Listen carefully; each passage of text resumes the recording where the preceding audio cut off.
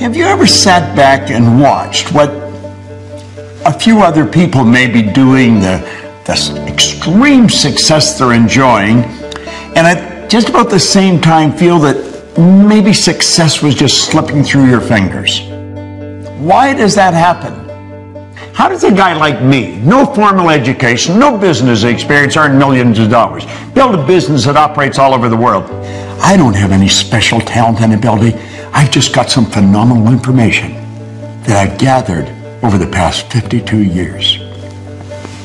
And you can have it. When we fully realize that thought causes all, we'll know there's never any limits. We ourselves do not impose. It starts inside. Your life to this point has been controlled by a paradigm, and so you've been thinking thoughts that are in harmony with the paradigm. That is why we keep getting the same results over and over and over again. The terror barrier bounces up, and you bounce right off the damn thing. If you can build the fantasy, and you can turn it into theory, I guarantee you it will turn into a fact. I went into companies, and I started to show the companies how paradigms was controlling the productivity. And you know their sales went up by hundreds of millions of dollars. Do you think the Wright brothers were being logical? Do you think they were being realistic? They weren't scientists. They were bicycle mechanics in Dayton, Ohio. What do you really want? Go lay under a tree somewhere. Don't even talk to anybody. Let your mind wander. Let it take off. Martin Luther King didn't have a plan. He said, I have a dream. You got to have guts. Don't throw your wants. Don't leave your wants on the table. For goodness sake, take a run at it. Now, I want you to go and sit down at that table, and you pick up those dreams that you've left sitting there for a while. And you say, no more. I'm alive, I'm awake, and I'm on the move, baby.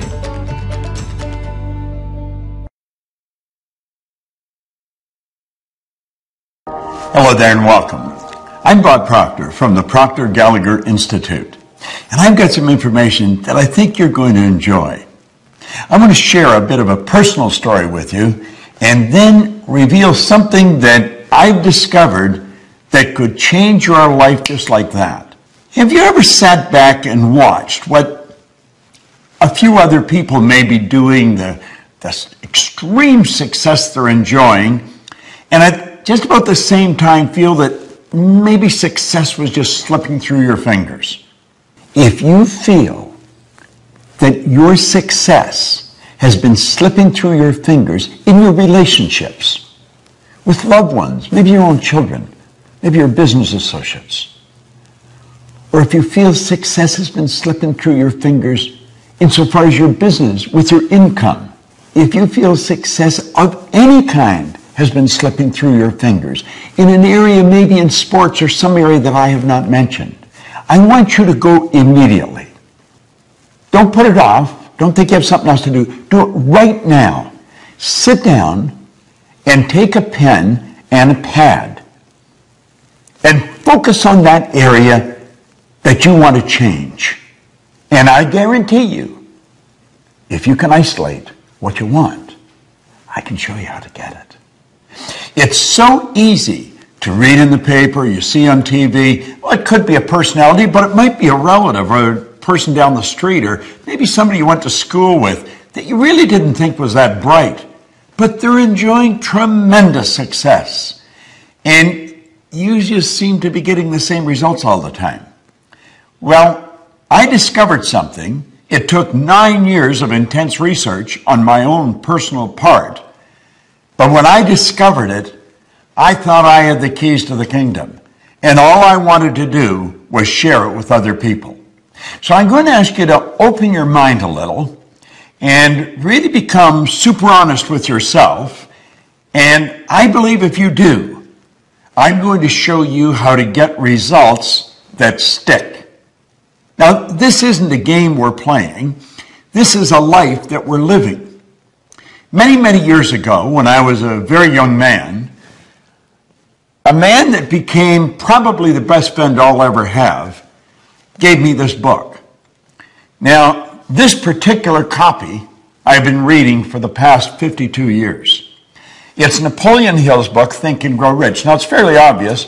I've been reading this book for a long time. Pages are falling out of it. The covers come off, but I stick with it and I keep reading it. Now, it's not that I'm such a slow reader, it's just there's so much in this book.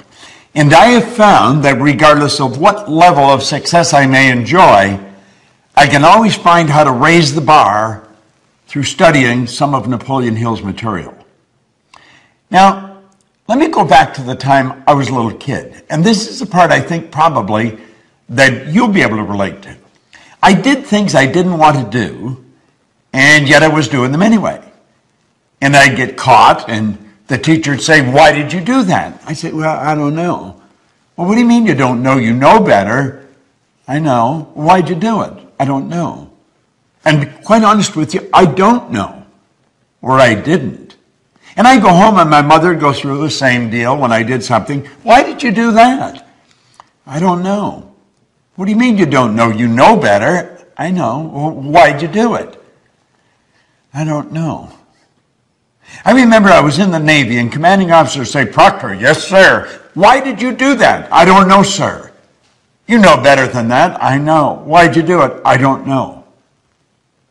You see, all over the world, there's people doing things they don't want to do. It's giving them results they don't want to get, and they do it anyway. Why does that happen? Why is it that an individual will graduate from a prestigious university with a very beautiful degree and yet not capitalize on it? You see people every day who are absolutely brilliant. You know some. You're related to some. They've got degrees coming right out the end of their business card, and they're not making it. They may be broke. If they're in business, the business is stuck. Why does that happen? Well, I found out because of what happened to me reading this book. You see, when I started to read this, everything in my life started to change. Now, I was given a directive by the man that gave me the book, Raymond Douglas Stanford, and he said, "Bob, if you do exactly what I tell you, until you find out I'm lying or I don't know what I'm talking about," he said, "you'll get results that shock you." Now, I've got to tell you, up to that point, I had been going down many roads and they were all wrong roads. I was 26 years old. I had never held a half-decent job. I was earning $4,000 a year and I owed $6,000. I just wasn't making it. I was stuck. And it had always been that way. And I didn't know how to change it. I wanted to, and I didn't know how. And he said, "Do exactly what I tell you." Well, you know, from the time I picked this up to 1 year later, my income changed and my life changed like night and day. Now, you know, it's almost like daytime becoming night. You don't really notice it happening. You just notice, my goodness, it's dark out already. Well, that's the way my life changed. And I went from earning $4,000 a year, which was the most I'd ever earned up to that point, and I took it up to $175,000 a year. Now, you may be wondering, what was I doing? Because I'm going way back to 1961. I found out that it really doesn't matter what you're doing. Well, it does, but for the most part, it doesn't. What matters is how you're doing it. You see, when I read that book, I set a goal. I wanted to have $25,000. I gave myself a decade to do it. I really didn't believe it would happen. And I started cleaning floors on the side after my normal job, just to make a couple extra dollars. I ended up cleaning floors in Toronto, Montreal, Boston, Cleveland, Atlanta, London, England. My income shot up to over $5 million. And I didn't know what I was doing. I had to figure it out. And I sat down and I started to think, what happened? I had been raised to believe much the same as you've been raised to believe. If you're going to earn a lot of money, you've got to be really smart. But you know something? I knew I wasn't very smart. And I'm not putting myself down. I just knew I wasn't very smart. But I was earning a lot of money. Now, I'd also been raised to believe if you're going to have a good job or get a good position, you've got to have a good formal education, go to school to get a degree. I didn't go to school. I got kicked out of school after 2 months in high school. Now, I was happy about it, but so were they. See, I was really a misguided kid. I didn't have any formal education. I didn't have a good position. I owned the company. Now, you've got to admit, that would cause any thinking person to be a little confused. And I couldn't figure out what happened, but I wanted to know. I wasn't satisfied just with the fact that I was winning. I wanted to know why I was winning. And so I began to study. And I have never stopped. Now, one thing led to another, and I ended up walking away from my own company and taking a job. I took cut from income from a few $100,000 a year to $18,000 a year. In 1968, I went to work for the Nightingale Conant Corporation. Now, Earl Nightingale and Lloyd Conant became my personal mentors. And of course, because of my association with them, I became exposed to some absolute giants in the area of personal growth.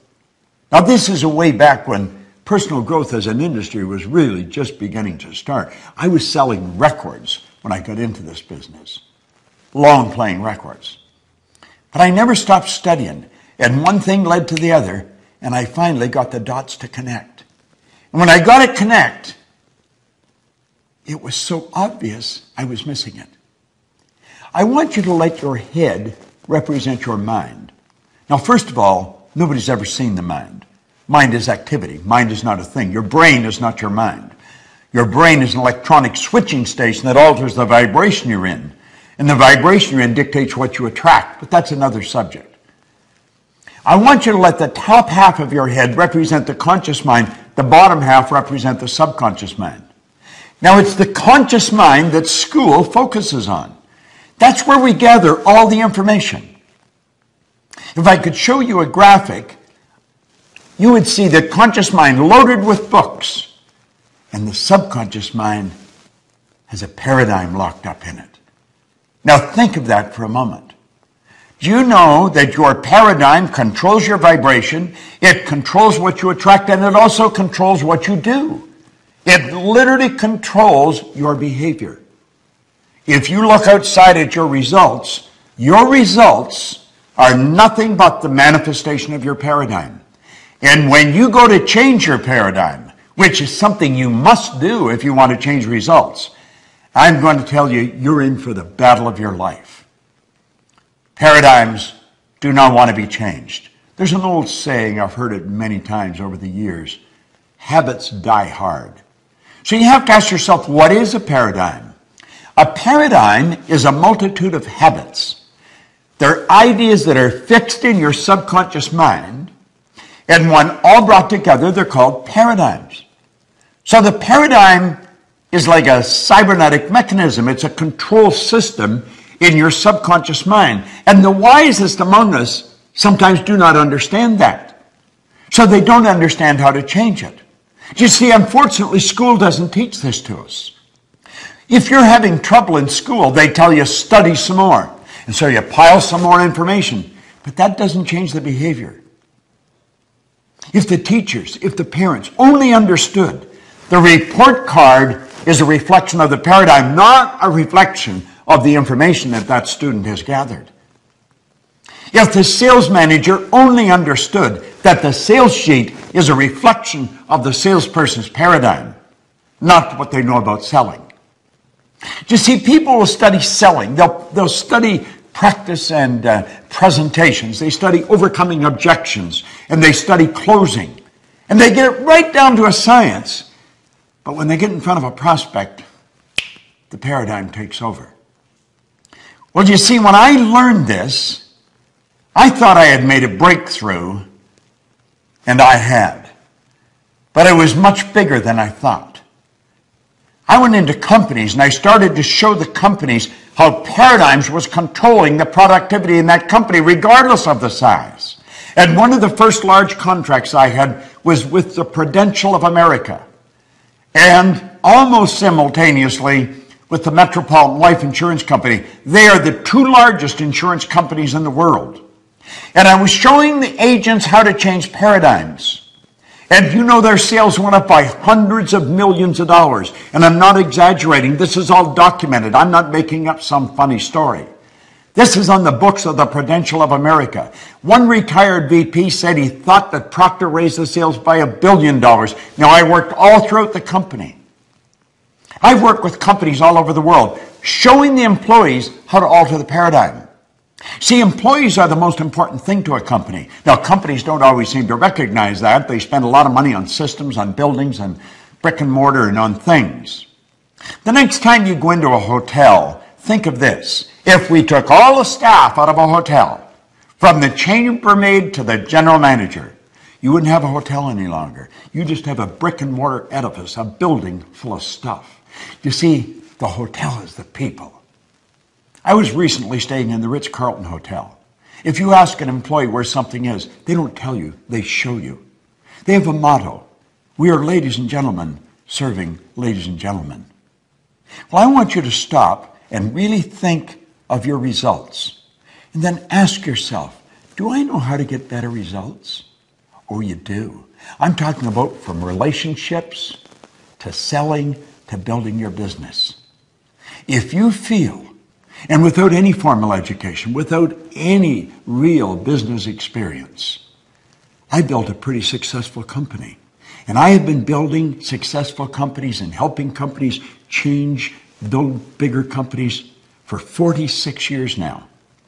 There might be one or two people that are still alive that have been in it longer than me. You see, I'm going to be 80 on my next birthday. But you want to know something? I got as much energy as a person in their 30s or 40s. And I'm going to tell you why. I understand who I am. I understand how to express the higher side of my own personality. See, we don't get energy, we release energy. And desire is the triggering mechanism to release the energy. Well, I can show you. I can show you how to alter the paradigm. I'll help you understand how it was built, because it's genetic. It was started right at the moment of conception, when all of mom's DNA and all dad's DNA came together and formed the nucleus of you. And then 280 days later, you made your great debut on this planet, and you were programmed environmentally. I'm going to show you how to change it. I'm going to show you how to take the knowledge you've already got and compound your results. Turning your annual income to a monthly income, it's doable. I can show you how to do it. I'm not exaggerating, not even a bit. It's shocking when you stop and think about what you're capable of doing. Edison one time said, if we all did what we were capable of, we would astonish ourselves. Do you know something? I think it's time we started to astonish ourselves. See, at the Proctor Gallagher Institute, we give you information that produces results that stick. It's not a blip on the screen. I feel good, so it goes up, but it comes back down. We're going to show you how to change that automatic pilot that's lodged in your subconscious mind. We're going to show you how to alter that paradigm and how to consciously and deliberately build the paradigm that will produce the results automatic that you seriously want. I just love this material. I absolutely love it. And I love sharing it. I love watching people change right before my eyes in seminars. I don't have any special talent and ability. I've just got some phenomenal information that I've gathered over the past 52 years. And you can have it. If success has been slipping through your fingers, you can stop it right now. And you can produce the results you want, results that stick. This is Bob Proctor. Thank you.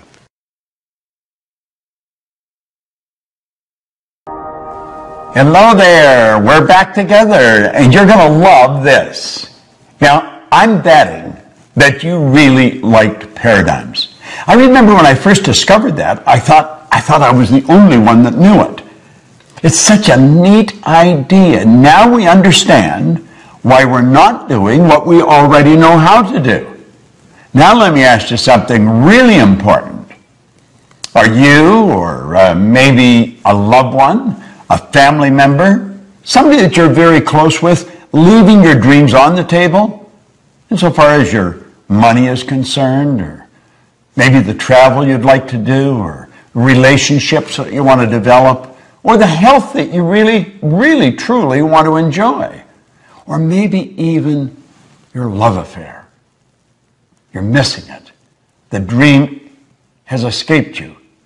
How would you like to know a formula that's as exact, it's exact as mathematics on how to get what you want? See, most people are really extras in their own movie. They look at somebody else and they think, wow, if only I could do that. Well, let me let you in on a secret. You can do that if that's what you want to do. I'm betting that is probably not what you want to do. That's what they want to do. And you know something? If they're doing what they want, you can do what you want, and I can do what I want. See, we're all working with the same mental faculties. We're all working with the same power, and we're all working with the same laws. So it's a matter of understanding how to set and how to achieve goals. Have you ever been really ready to do something and you were scared stiff, and so you backed away and left it back on the table? I know I've been like that. I know a lot of people are like that. Well, if you've done that in the past, or a loved one, you can share this with them. And I would suggest that you do invite some friends in and share this with them, and then sit around as a group and openly and very transparently discuss these hang-ups that we've got, because we've all got them. You're not the only one with them. Now let's stop and think about goals. You know, Thoreau was, he was quite a guy.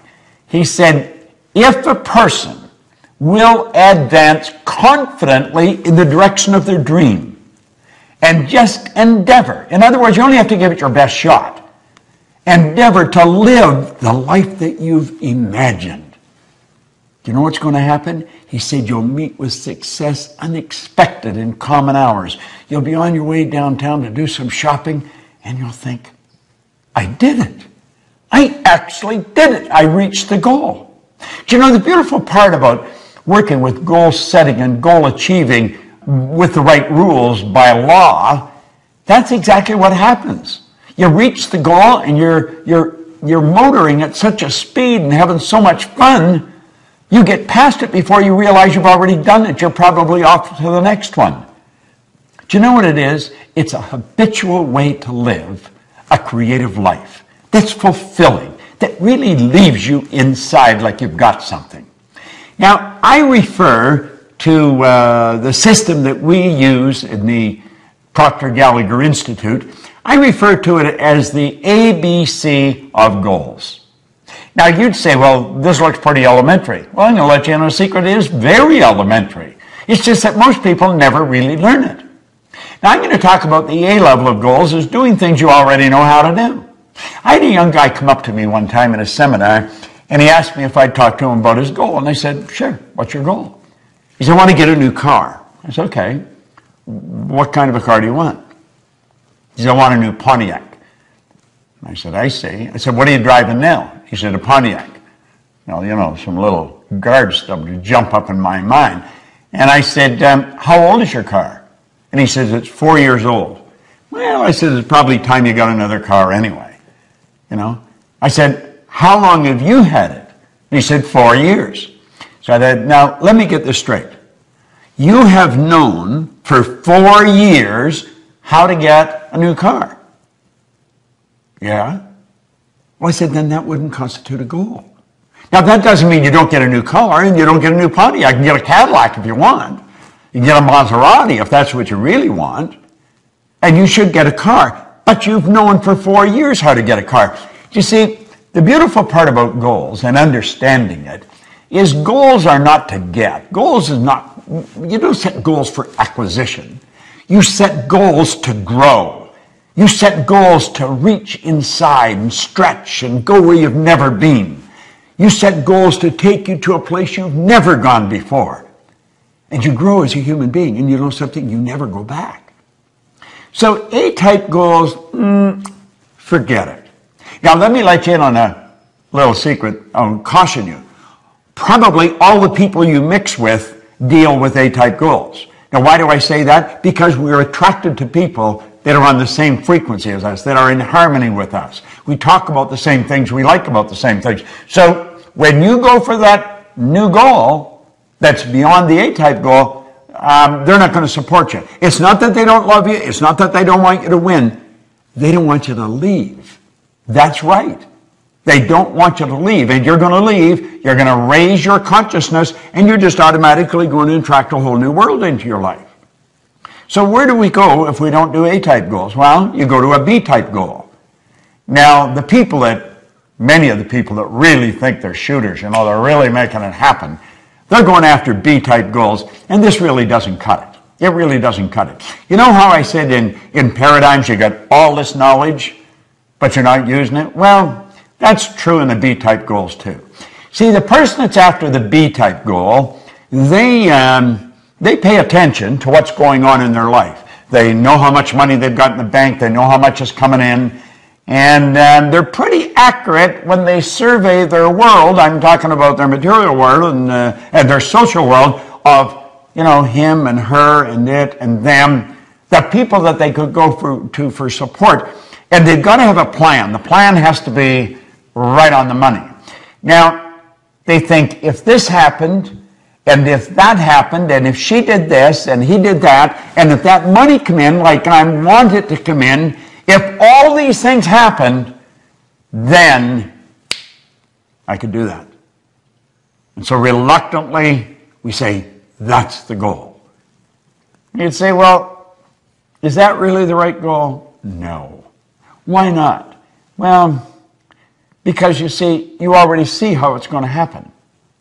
So in that respect, it's much like an A-type goal. You've got to stretch a little bit, but you know if everything falls in place. Now, I'm going to tell you something else. There's no inspiration in a B-type goal. And you're going to have to be inspired. But you don't get inspired going after a B-type goal. And your old buddies, the A-type people that you're always with, they're not going to support you because they don't want you to leave. So we got no support, and we've got no inspiration.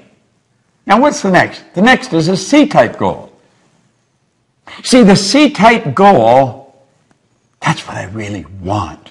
When you sit and you daydream, you may have a couple of drinks in your mind, whoa, and you're off on a trip somewhere. If only we could do that. If only we could do. And you're fantasizing. But you see, there's a problem with fantasizing. You have been told you don't fantasize. That's not being realistic. It's totally illogical to think that you can do that. Well, that's pretty interesting, It really is pretty interesting. Because if you go back and you study in history and you take a look at the people that have really made their mark, they've been ordinary Johns and Marys who have done something that changed the entire world. Now, you'll often hear people say, well, one person can't change the world. I'm going to tell you something. One person changed my world. And I'll lay you odds, you get locked into this and you share it, and they're going to say you've changed their world. See, we've got to be able to get beyond that barrier of logic. We've got to break through that paradigm. That line that separates us from what we want? It's a paradigm. That's all it is.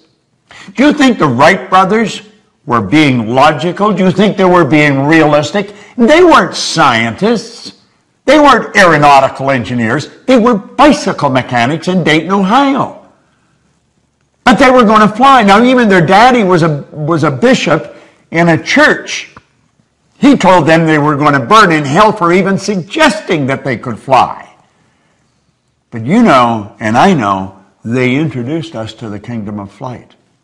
And it wasn't that many years until we were on the moon. Now think, they crashed right through the logic barrier. They went right through it. They didn't let it stop them. Now you may say, but they're different than me. Well, they probably are. They didn't leave their dreams on the table, and you may be leaving your dreams on the table. Get them off the table. Get them back in your mind. Fall in love with them. Plant them in your heart. What did Solomon say? As a person thinketh in their heart. You've got to get emotionally involved with this. How does a guy like me, no formal education, no business experience, earn millions of dollars, build a business that operates all over the world? I do it because I don't let logic stop me. I'm not afraid of losing.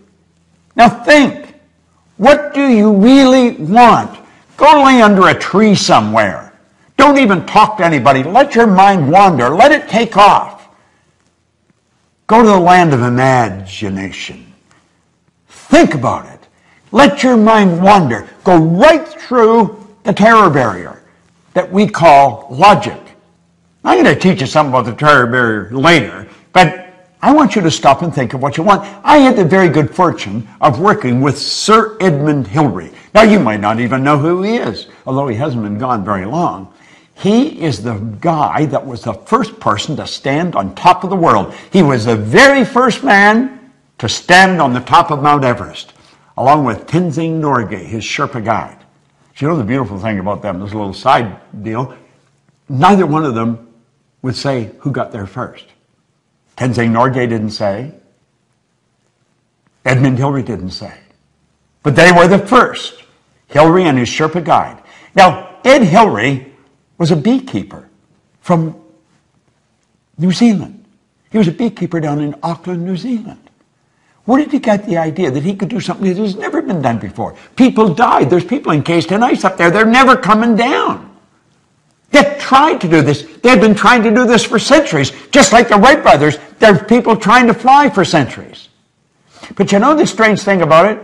Ed Hillary went up there in 1951, he failed. He went back in 52, he failed. Now there's people around him saying, you've got to be out of your mind going back there. You're going to kill yourself. But in 1953, he stood on top of the world. I had the pleasure of working with him on a couple of occasions, and the only difference in Ed Hillary and myself that I could see was in his size. He was a big man. You say, but I'm not like Hillary and I'm not like the Wright brothers. You're exactly like them. You're exactly like them. There's a spiritual power within you that's perfect. Your spiritual DNA is perfect, and it's forever seeking expression with and through you. That's why you want things. Don't throw your wants. Don't leave your wants on the table. For goodness sake, take a run at it. Go sit down at that table. Get a pad and a pen out and start thinking, what do I really want? I want to be financially independent. That's something all thinking people want. I'm going to tell you something. When you have no money problems, you'll be amazed how much free time you have. You see, in this program, we talk about wants. We're not talking about what we think we can do, and we're not talking about what we've done in the past. We're talking about where we're going, what we're going to do. What do you want? I guarantee you, if you can describe it, if you can see it in your head, you can hold it in your hand. That's exactly the way it works. Napoleon Hill, my mentor, he said, anything the mind can conceive and believe, it can achieve. Now, you may not believe you can. I guarantee you stick with us and you keep studying what I'm sharing with you, and you'll change your beliefs. See, I found out that was one of the keys in my success. I changed my belief. See, our belief system is based upon our evaluation of something. And frequently, if we reevaluate a situation, our belief about that situation will change. There's a 3-step process for goals, goal setting and achieving. It's fantasy, theory, fact. You've got to build the fantasy.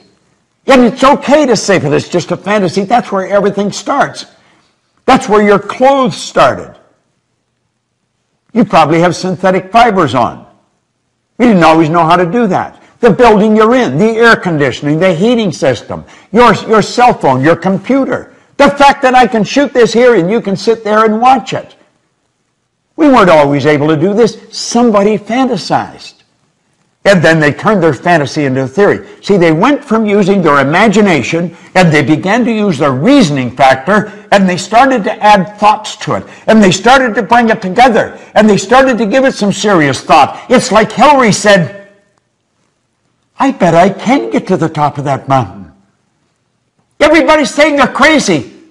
But they didn't know what he could see. He could see what they couldn't see. The Wright brothers. One was saying to the other, I see it, brother, I see it, I see us up there. And when they got up, they were only up for 14 seconds.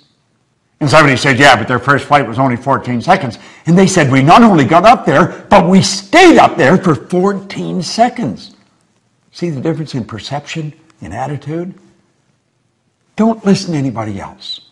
The only person you want to listen to is somebody that's accomplished more than yourself and know that they're no better than you. Listen to them. Do what they tell you. I know how to win. If you can build the fantasy and you can turn it into theory, I guarantee you it'll turn into a fact. You hold the idea in your mind and it must manifest in form. That is an absolute law. The wealthiest man in the world in 1908 really started this movement that we are talking about today. Andrew Carnegie told Napoleon Hill, he said, any idea that is held in the mind, that's emphasized, that you fall in love with, that's either feared or revered, will begin at once to clothe itself in the most convenient and appropriate form available. Now, I want to share something that a lady come up on an airplane and give to me. She said, your materials really helped me. I want to give you something that's helped me, and it'll probably help you. It's a wonderful quote, and no one gets credit for it.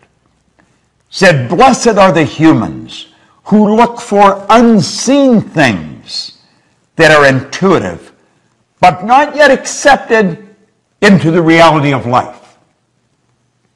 The intuitive is the feeling part of you, the part that can see something nobody else can see. You see it in your mind. It's never been accepted into the reality of life by you or any of your friends or relatives or loved ones. But you can see it. You wouldn't be able to see it if you couldn't get it. Blessed are the humans who look for unseen things that are intuitive but not yet accepted into the reality of life. Now listen to what he says.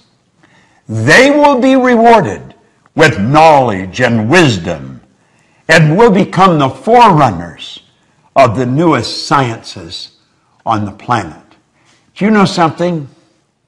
There has been over 1,000 people go up Mount Everest since Ed Hillary did. I get on a plane now to fly to the other side of the world, and I go to bed. That's right. I go to bed. They've even got a bed, and they give me a duvet to cover myself. And they ask me if I'd like breakfast when I wake up. God bless the Wright brothers. God bless Ed Hillary. They're no different than you or me. Don't let the fact that you don't know how to do it set the goal. In fact, if you know how to do it, it's probably no good. It's got to scare and excite you at the same time. Now, I want you to go and sit down at that table, and you pick up those dreams that you've left sitting there for a while. And you say, no more. I'm alive, I'm awake, and I'm on the move, baby.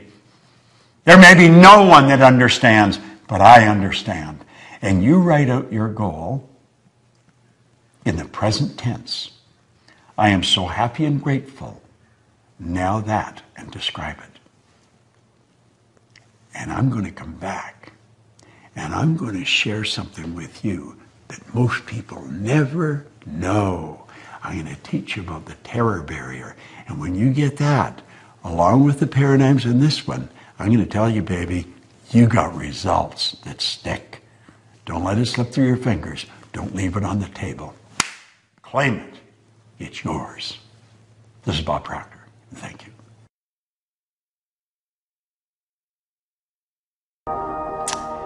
Well, here we are back again. Now we've got some understanding of what paradigms are. We know that if you know how to get to where you're going, you're probably going in the wrong direction. You're not going after what you want. See, the beautiful thing about goals is that it's a forever, never-ending experience. You're going on a journey. You're always going where you've never been.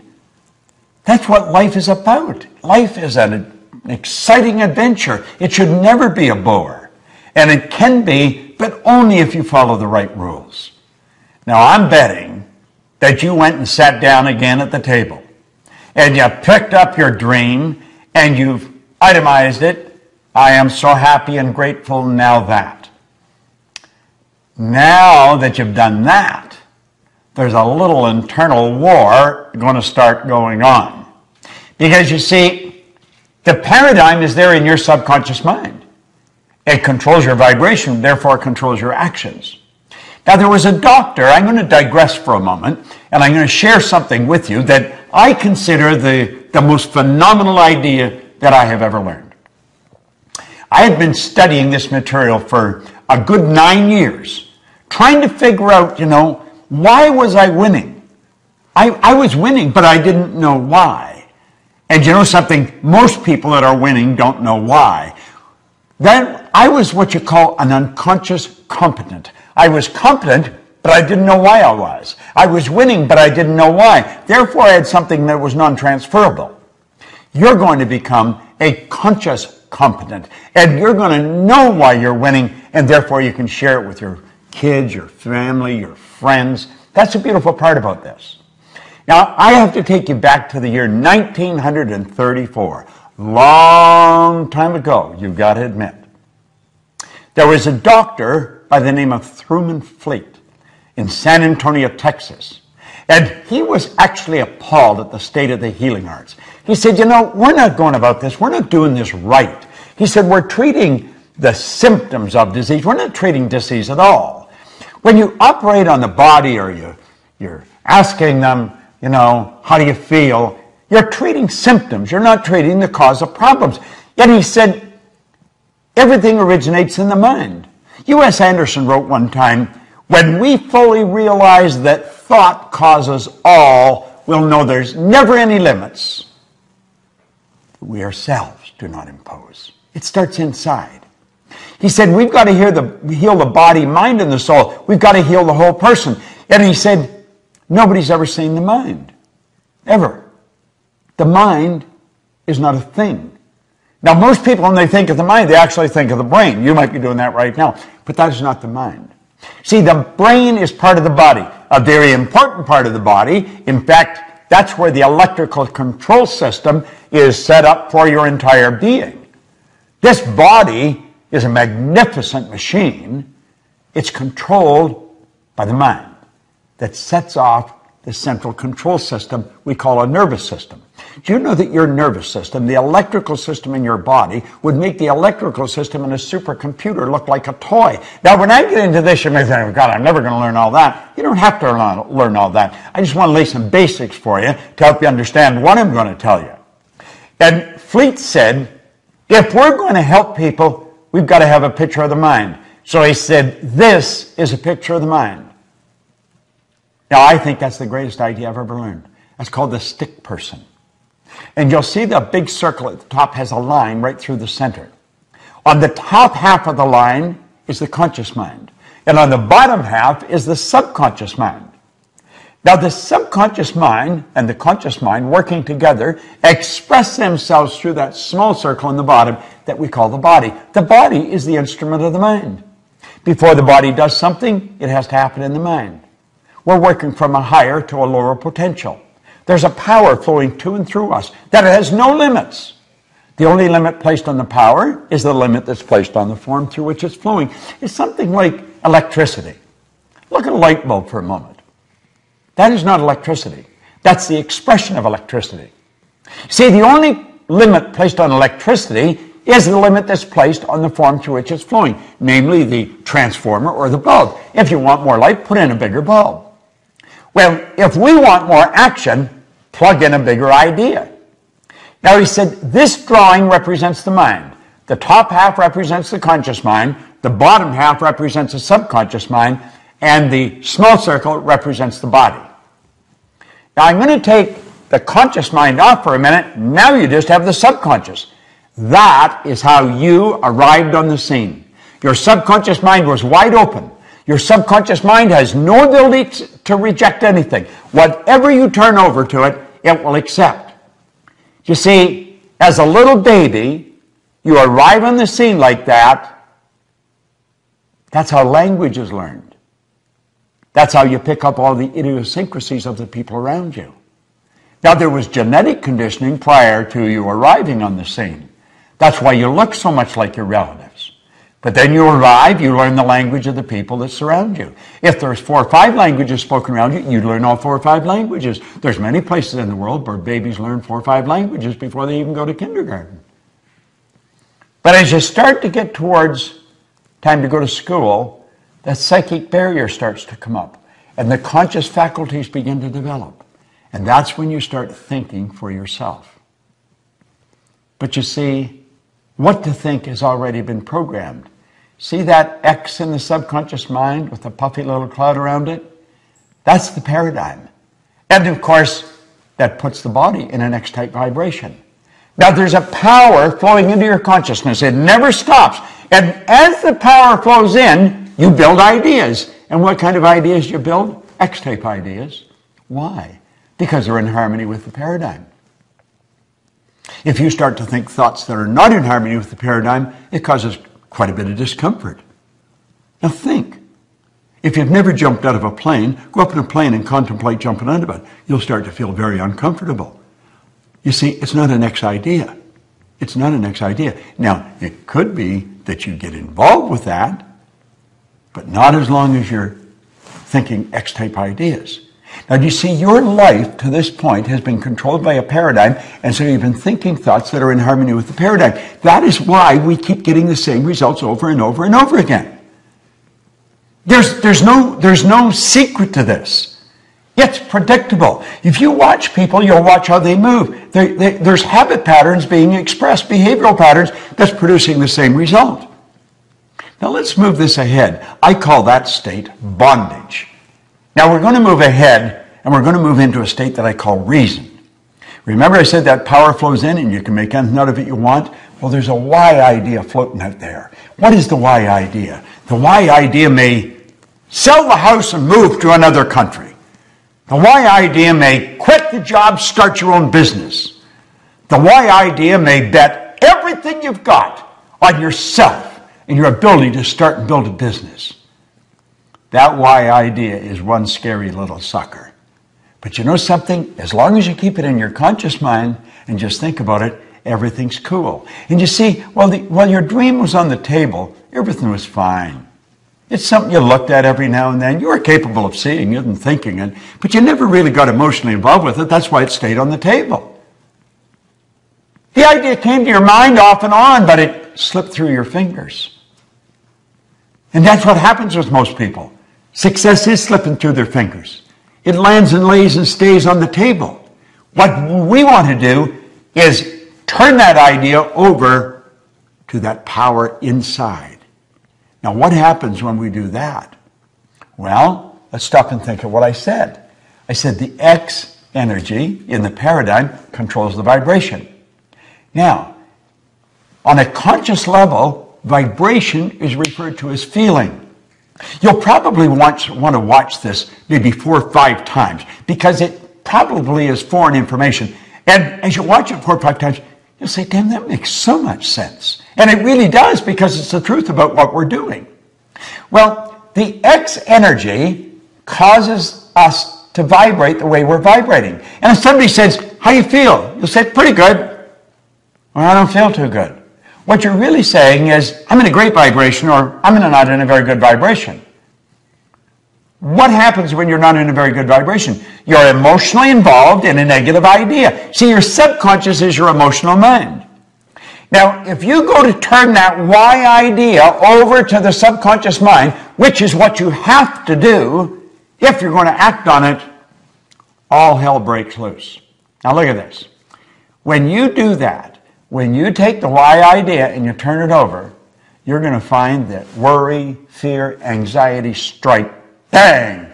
A terror barrier pops up and you bounce off that terror barrier and you go right back into bondage. You think, oh God, I don't really want to do that. I mean, I don't need all that money. And I'd have all those income tax problems. And besides, I don't want to have the responsibility of a company. I may not earn much here, but I feel safe here. That's what keeps most people where they are. You see, the worry is on a conscious level. You worry you're not going to put it all together. Remember, you can't see the results. You can't see how you're going to do it. And that worry instantly turns into fear. You impress worry, and it turns into fear. Now, whatever's impressed must be expressed, and it turns into anxiety. Now, in a future lesson, I'm going to show you where it goes from there. But for the benefit of this lesson, you don't like to stay in an anxious state. And a terror barrier bounces up, and you bounce right off the damn thing, and you go right back into bondage. Have you any idea how many people do that?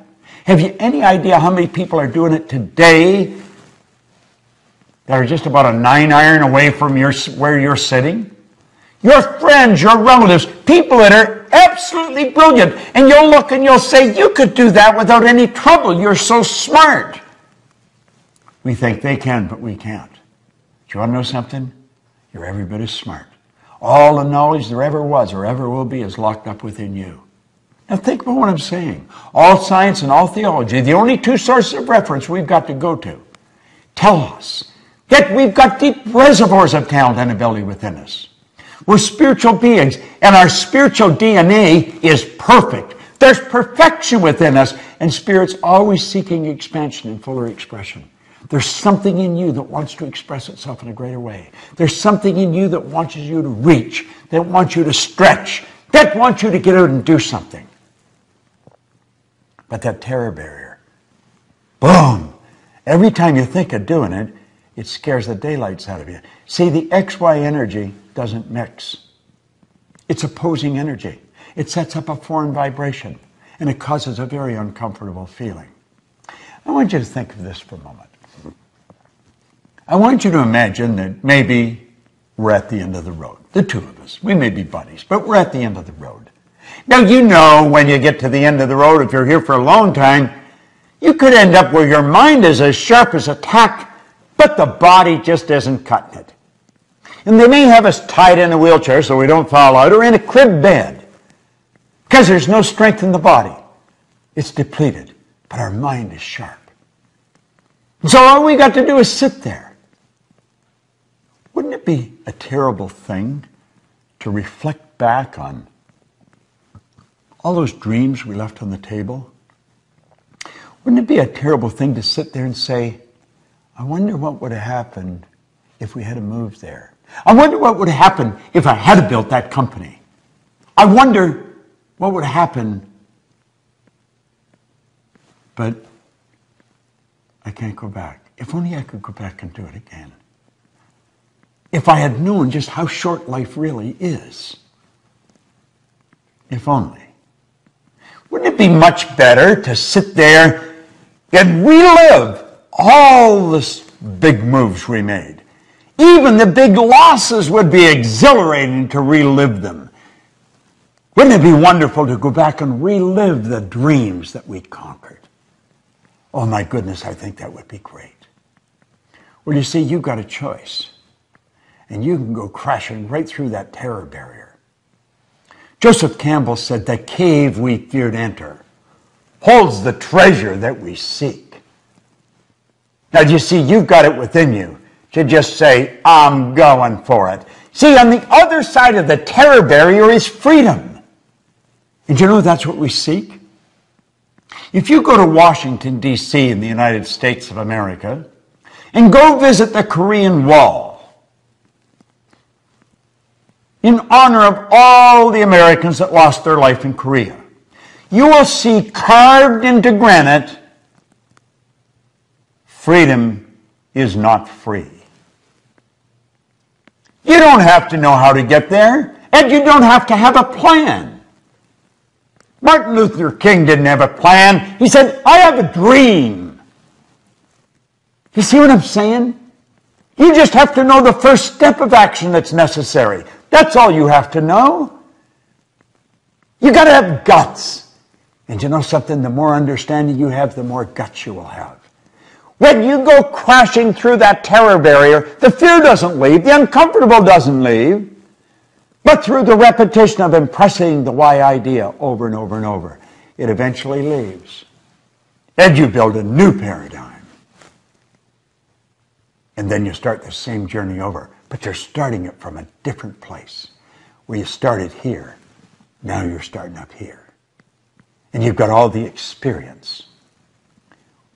Personally, when I set a goal, if it doesn't scare the daylights out of me, I know it's no good. Now, I don't want to waste my time. Because I know that there's only so much. I don't know how much there is. But I want the time to count. I want to know exactly what I'm doing. I want to know exactly where I'm going. And I want every day to be an exciting adventure. Now think, how do you really want to live? Do you want to leave those dreams on the table? Is that really what you want to do? Do you want to get to the end of the road and reflect and say, damn, if only I had known? Well, now you do know. Now, it doesn't matter if anybody else knows. I know, and you and I can become connected. You don't have to let your dreams slip through your fingers. You don't have to let them lay on the table. And you know the beautiful part about it is, neither do your friends or your relatives or your kids. You realize when you learn this, you've got something that's transferable that you can give to their children, and the breed will just improve to no end.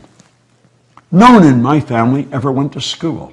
So when I was 15 or 16, they said, are you going? No, I'm out of here. That was accepted. That was part of the paradigm.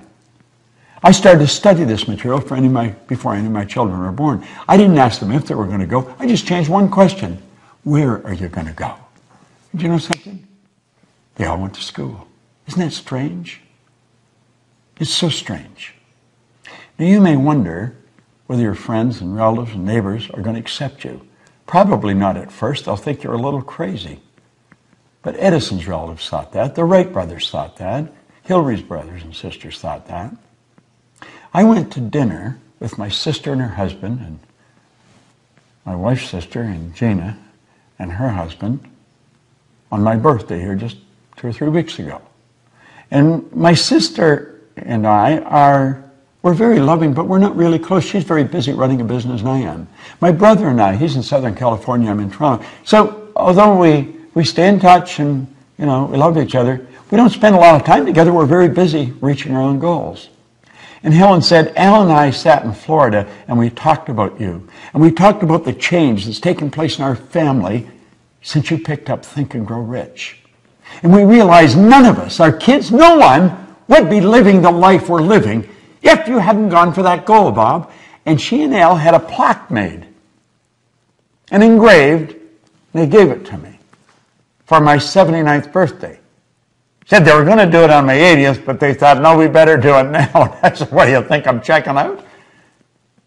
And I phoned my brother in Southern California. I was in Toronto, and I was thanking him for it.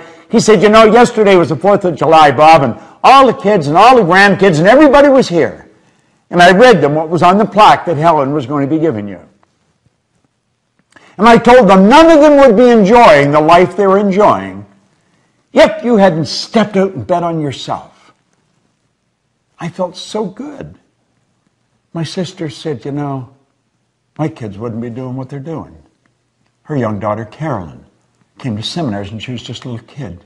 And she made up her mind she wanted to be a lawyer and she wanted to be a judge. She is a Supreme Court judge in Canada today. Her son runs a multi-million-dollar business that my sister and her husband started. You have no idea who you're impacting. You have no idea how many people are watching you. They thought I was crazy. But when they saw I wasn't, they started to follow me. You go, they'll come. You've got more power in you than you'll ever use. God's gift to you is more talent and ability than you'll ever use in your lifetime. Your gift to God is to develop as much of that talent and ability as you can in this lifetime. Never let the terror barrier stop you. You go up against it and you crash right through it. That's why I'm here. I'm here to grow. Goals are not to get. Goals are to grow. The getting is just a side benefit. And remember, everything you own at the time of your death is going to belong to somebody else. You never own it, so don't ever let it own you. But don't sit back. Step out. Bet on yourself. Build that dream and go for it. Now you watch this. You watch this video. You watch all these videos you've received. You get very involved in this program that we're laying out. And you will come up with results that stick, and so will your brothers and sisters and family and friends. Because they're watching you. I'll support you. The Proctor Gallagher Institute is here for one person. To help people do what we've done. إن أعجبك الفيديو لا تنسى الإعجاب والاشتراك في القناة.